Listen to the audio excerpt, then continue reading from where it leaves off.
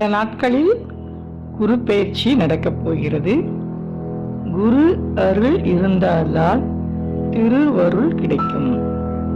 நிறைய பேருக்கு கல்யாணம் ஆகாம நீண்ட நாள் கல்யாண யோகம் இல்லாமல் இருந்தவர்களுக்கெல்லாம் இந்த குரு பயிற்சியில் நல்ல மாற்றம் கிடைக்கும். திருமணம் நடக்கும். திருமணம் நடந்து கணவன் மனைவி இருப்பவர்கள் சேர்ந்து வாழ 90% வாய்ப்பு கிடைக்கும்.